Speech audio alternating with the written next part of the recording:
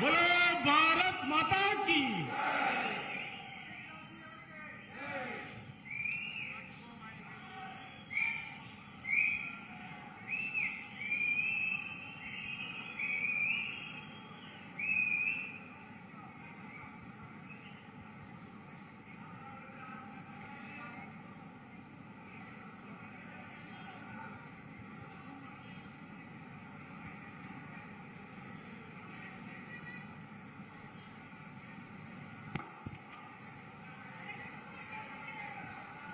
मेरे साथ बोलिए, भारत माता की। क्यों भाई, बेंगलुरु वालों की आवाज को क्या हो गया? बहुत समय के बाद बेंगलुरु के इतने सारे कार्यकर्ताओं को मिल रहा हूं भाई। आवाज ऐसी नहीं चलेगी। मेरे साथ दोनों हाथ उठाइए। बेंगलुरु की 27 में से 20 से ज्यादा सीट जीतने के संकल्प की मुट्ठी बींचे और प्रचंड आवाज से बोलिए, भारत माता की, भारत माता की, भारत माता की। मंच पर उपस्थित भारतीय जनता पार्टी के प्रदेश अध्यक्ष श्रीमान नलिन कुमार कटील जी, हमारे लोकप्रिय मुख्यमंत्री श्री बसवराज बोम्मई जी, मेरे मित्र और मोदी जी की मंत्री परिषद के सदस्य श्री प्रहलाद जोशी जी, राष्ट्रीय महासचिव श्रीमान अरुण सिंह जी, राष्ट्रीय महासचिव और कर्नाटक के ही नेता श्री सीटी रवि जी, भारतीय जनता पार्टी की राष्ट्रीय उपाध्यक्ष और कर्नाटक की सहप्रभारी बहन डीके अरुणा जी, हमारे पूर्व मुख्यमंत्री और सांसद श्रीमान सदानंद गौड़ा जी, मंच पर उपस्थित सांसदगण, राज्य सरकार के मंत्रीगण, विधायक, प्रदेश के पदाधिकारी, शहर के पदाधिकारी और आज के कार्यक्रम में इतनी विशाल संख्या में आए हुए बेंगलुरु के हर बूथ से आए हुए बूथ अध्यक्ष और बीएलओ को मेरी पार्टी के मालिक, भारतीय जनता पार्टी के मालिक बूथ अध्यक्षों को मेरा प्रणाम। मित्रों, आज मैं बेंगलुरु की भूमि पर हूं।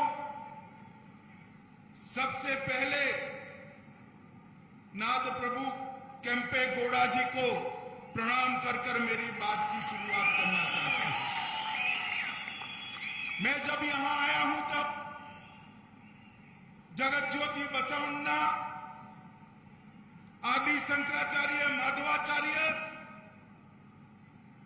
रामानुज के एक कर्म भूमि समग्र कर्नाटक की जनता को भी प्रणाम करना चाहता हूं। मित्रों, अभी मोदी जी ने महान शासक केम्पे गौड़ा जी की याद में अंतर्राष्ट्रीय हवाई अड्डे के टर्मिनल 2 का उद्घाटन किया और 108 फुट ऊंची उनकी मूर्ति प्रतिमा का अनावरण करने का भी काम किया। आज जब हम सब कार्यकर्ता बेंगलुरु में 20 से ज्यादा सीट जीतकर पूर्ण बहुमत की भारतीय जनता पार्टी की सरकार बनाने का संकल्प लेकर यहां पर एकत्रित आए हैं, तब केम्पे गौड़ा की ये मूर्ति हमारी सरकार के लिए प्रेरणा का स्थान रहेगी, हमारी मार्ग प्रशस्त करने वाली रहेगी। मित्रों, 2018 के चुनाव में बेंगलोर की जनता ने, कर्नाटक की जनता ने भारतीय जनता पार्टी को सबसे बड़ी पार्टी बनाया, परंतु थोड़ी सी चूक रह गई। और जैसा हमेशा होता है कि जेडीएस और कांग्रेस चुनाव के वक्त तो आमने सामने होते हैं, मगर जब भाजपा के सामने आते हैं तब इलू इलू कर कर एक दूसरे की गोद में बैठ जाते हैं और उनकी सरकार बनी। मगर सरकार अपने ही करप्शन के बोझ से गिर गई और फिर से भारतीय जनता पार्टी की येदुरप्पा जी की सरकार बनी। और येदुरप्पा जी के जाने के बाद आज बसवराज जी इसको आगे बढ़ा रहे हैं। भाइयों बहनों, भारतीय जनता पार्टी के कर्नाटक के कार्यकर्ता और विशेषकर बेंगलोर के कार्यकर्ताओं को मैं कहने आया हूं, देश भर के कार्यकर्ता जहां जहां भी हमारा दौरा होता है, देश भर के कार्यकर्ता मुझे बताते हैं दक्षिण में भारतीय जनता पार्टी को मजबूत करना चाहिए। यह सिर्फ दक्षिण के कार्यकर्ताओं का नहीं, नॉर्थ ईस्ट से लेकर गुजरात से लेकर बंगाल तक, उड़ीसा तक, सारे देश के कार्यकर्ताओं का ये संकल्प है कि दक्षिण के अंदर कमल खिलना चाहिए। और मैं आज आपको बताता हूं कर्नाटक और बेंगलोर के कार्यकर्ताओं को कि दक्षिण में भारतीय जनता पार्टी की एंट्री का गेट द्वार हमारा कर्नाटक है, यहीं से एंट्री हो सकती है। कर्नाटक के गांव गांव तक भारतीय जनता पार्टी का संगठन पहुंचा है। मैं आज कह सकता हूं जेडीएस और कांग्रेस की इतनी बड़ी रैली भी नहीं हो सकती, हमारे कार्यकर्ताओं का समागम इतना बड़ा दिखाई पड़ा। कल मैं दक्षिण कर्नाटक में गया, मांड्या गया। मैं तो प्रदेश अध्यक्ष जी को बधाई देना चाहता हूं। मैं कई बार दक्षिण कर्नाटक, मैसूर, मांड्या गया हूं। मैंने मेरे जीवन में ऐसी रैली नहीं देखी, इतनी बड़ी रैली दक्षिण कर्नाटक में हुई।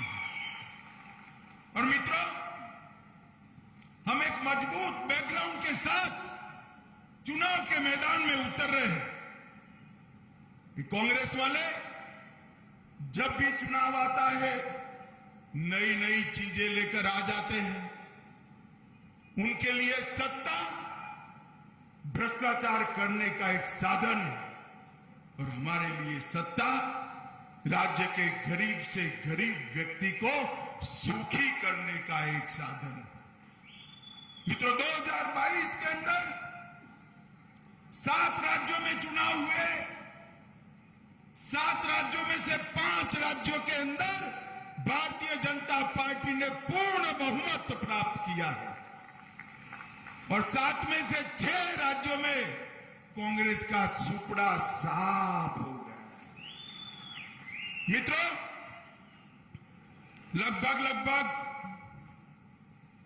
गुजरात, उत्तराखंड, मणिपुर, गोवा और उत्तर प्रदेश, ये राज्यों में भारतीय जनता पार्टी में और मजबूताई के साथ अपनी सरकार बनाई।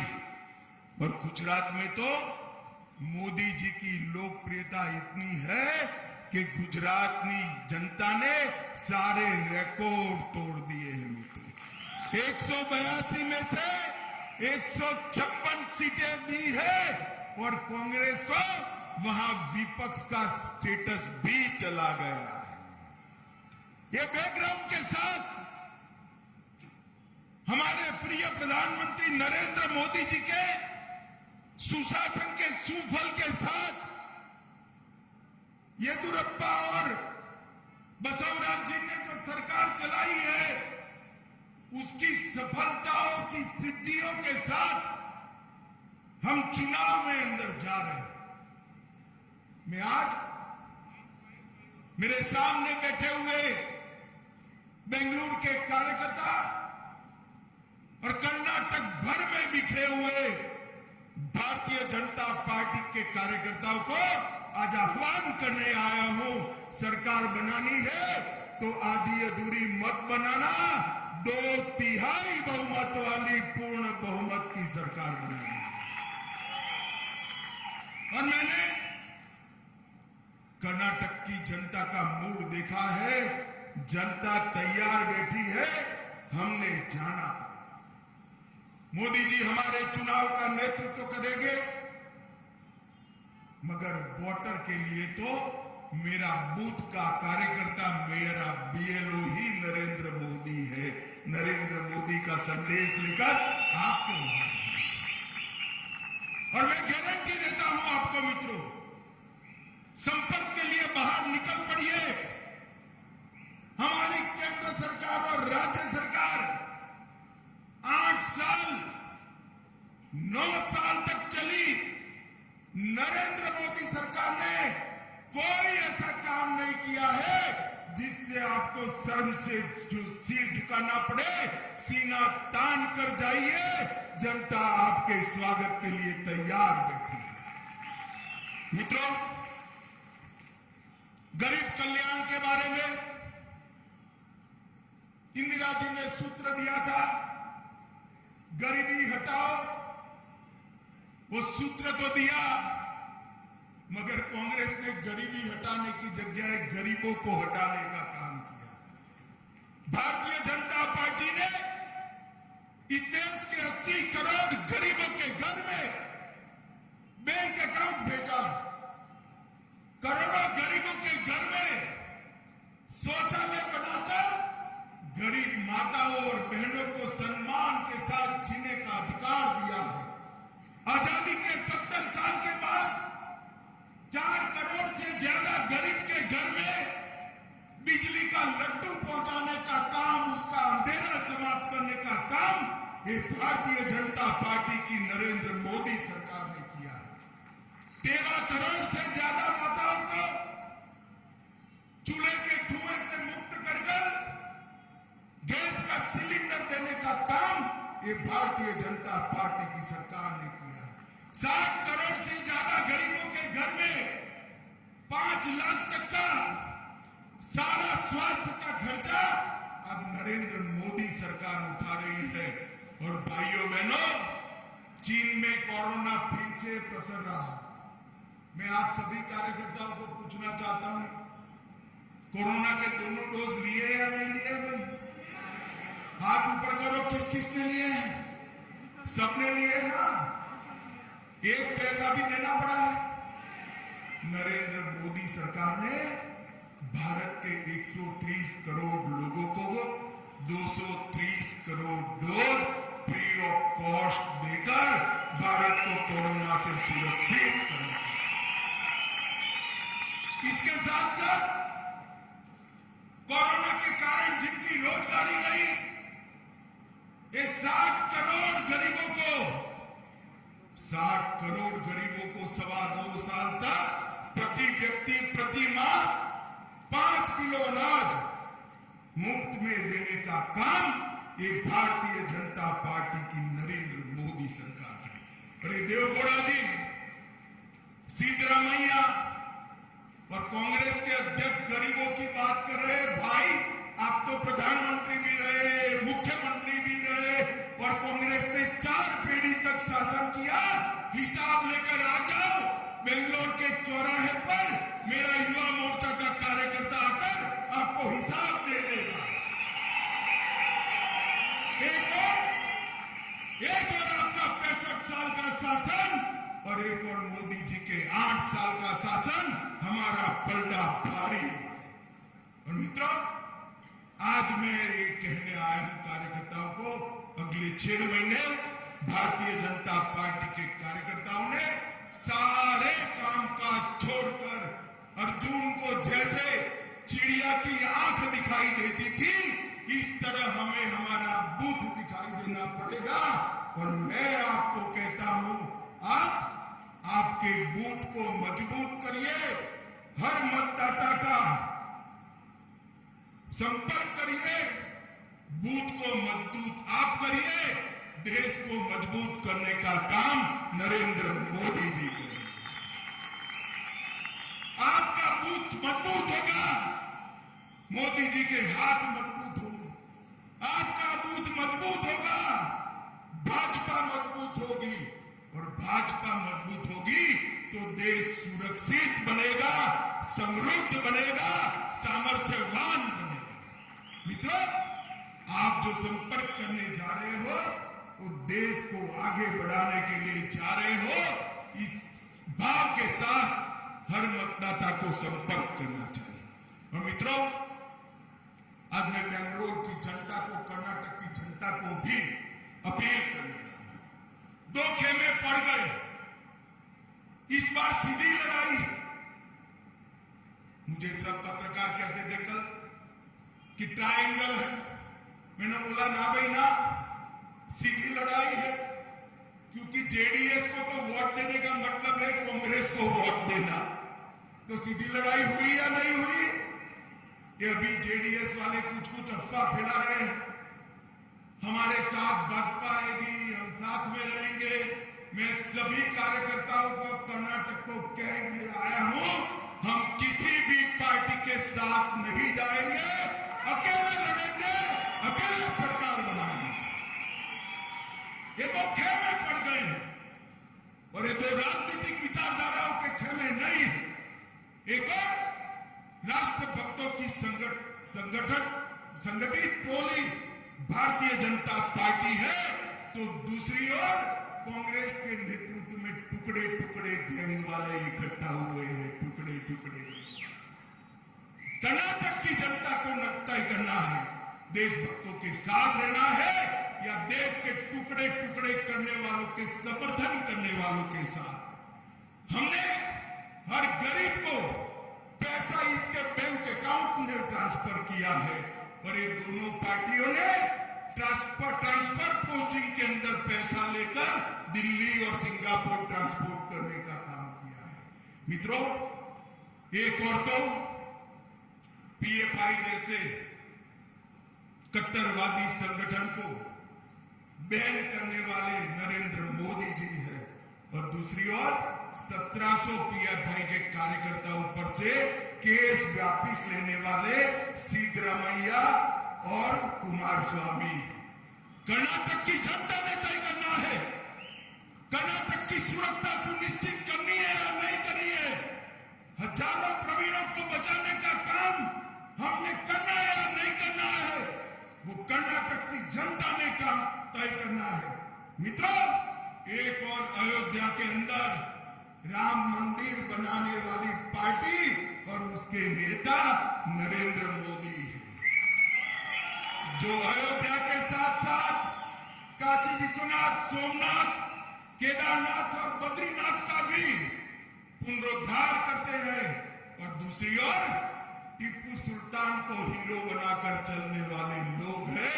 इसके बीच में कर्नाटक की जनता को पसंद करना है। एक और डबल इंजन और डबल स्पीड से चलने वाली सरकार है, और एक और सरकार को दिल्ली का एटीएम बनाने वाले कांग्रेस और जेडीएस की दावा है। मित्रों, इसके बीच में कर्नाटक की जनता को तय करना है कि किसके साथ। मित्रों, केंद्र सरकार और राज्य सरकार की इतनी उपलब्धियां हैं जिसको गिनाते गिनाते ही 6 महीने हो जाएगा। मेरे सभी बूथ के अध्यक्षों को करबद्ध निवेदन है कि आप राज्य स्तर पर, मंडल स्तर पर, शक्ति केंद्र स्तर पर, बूथ स्तर पर और पन्ना स्तर पर आपकी टोलियां गठित कर नरेंद्र मोदी जी का संदेश लेकर हर घर पे जाइए और प्रचार करने की शुरुआत करिए। मित्रों, मैं फिर से एक बार कहना चाहता हूं, जेडीएस और कांग्रेस एक ही सिक्के की दो पहलू हैं। हमेशा आपने जेडीएस को वोट दिया और कुमार स्वामी जी कांग्रेस की गोदी में बैठ गए। मैं आज कहने आया हूं कि एक बार भारतीय जनता पार्टी को पूर्ण बहुमत की सरकार दीजिए। 5 साल के अंदर ये परिवारवाद, ये भ्रष्टाचार और ये जातिवाद